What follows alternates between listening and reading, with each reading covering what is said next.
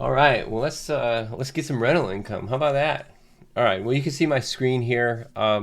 So the number one platform that we use to search for rental income is Zillow. Another platform is Rentometer or Rentometer, however you want to say it. And then ultimately the MLS also has rental information as well too. The top go-to dependable source is our property manager. So we're on the front side. We are looking at rent ranges before we can get feedback from our property manager to see if it's a good deal. We're going to use Zillow, and I'll show you right now. I'll double check against Rentometer. I use the free Rentometer. I know of a lot of colleagues that do the paid version of Rentometer. But Zillow, get there, and I'll show you how close they get to each other. Remember, number one is property manager. They have the resources, the experience, the day in, day out of the market, day in, day out of the tenant class to know where these properties are going to be coming in at for rent. So go to your property manager. Absolutely. So before that, or just getting these deals done, let's take a look at Zillow. So let's take any property here. Let's just jump on one. Jump on one here. I think I should pull up already searched here. Okay, great. So let's take a look at 4437 Hodge in Memphis. So what we do, and I showed you the link. You got this. It's zillow.com/rental dash manager /price dash my dash rental / the link is in there so you can get that. But it'll bring you to this screen. And on this screen, you just type the address in here and you got to wait for it to populate. And you got to click the populated one there. I do these so often that I just put a random email in there and boom, that's what we get this. All right, so let's take a look at this. I entered the subject property in. Here's the link right here. And confirm number of bedrooms, number of bathrooms, and parking, and all other amenities. Typically, those types of amenities are going to be market specific. Here in the Memphis market, we don't, nothing jumps out similar. And I know I mentioned in one of the modules about duplexes in Grand Rapids. Then I need to make sure I've got on-site laundry if the other ones do, off-street parkings if the other ones does, those kind of things. Here in Memphis, the biggest things are going to be the bedrooms, bathrooms, square footage. Those three biggest things, and then obviously the location. So let's take a look at this one. I'm a 4-bed, 2-bath, 1,400 square feet. And it's got me right in the middle here at 1325 on the median. It's got me figured at 1313. 4.2. So what I do is I scroll left and right just to see what else is available here. A little tip too: if you hold Shift and then scroll the wheel on your mouse, you can scroll left and right. So on the top side at 1,500, that thing looks brand new. What I'm doing is I'm looking at the quality and the amenities now. So this one looks flipped. It's been active for 4 days, active for 3 days. This doesn't even look the same.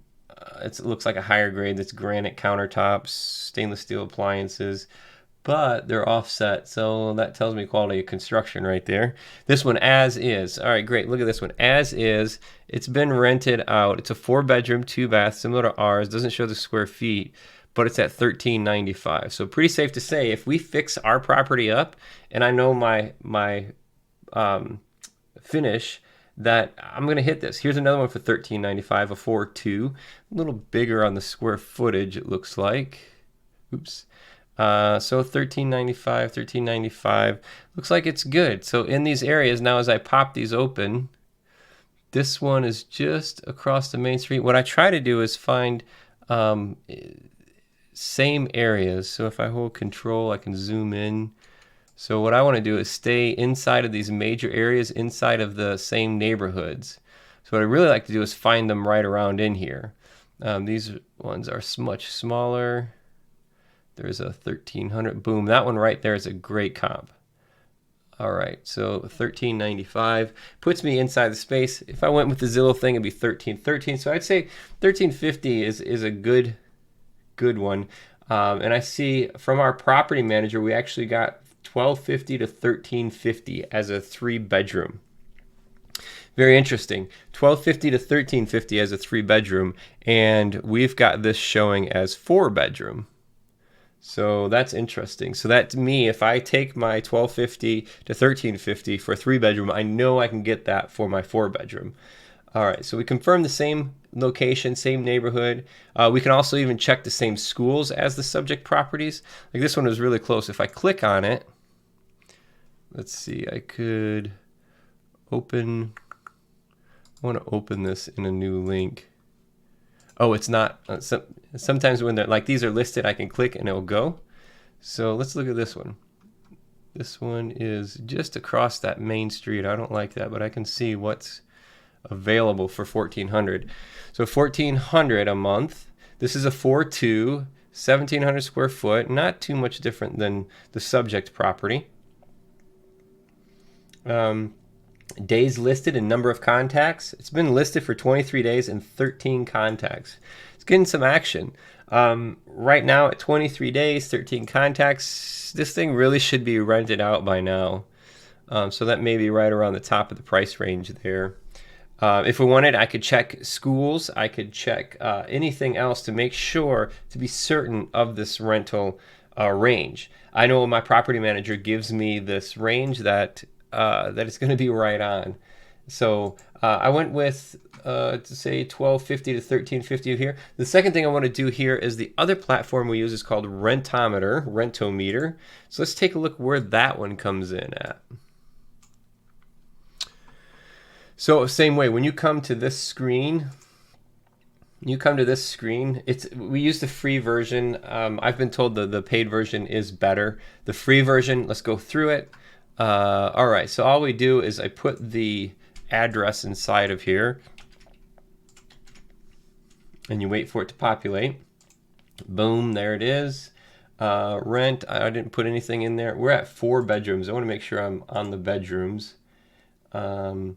Look back 12 months. You can adjust all that. Your best information is going to be the most recent information, especially in, say, a volatile market or an appreciating market, those kind of things. You always want to take your most recent comparables. All right, so let's see where that comes in at. Perfect. So I've got this over here on this screen. Same thing. So our average is $1,289. Our median is $1,379. The upper range is kind of around that $1,443, so it's very similar to what Zillow had. So still, we're super safe.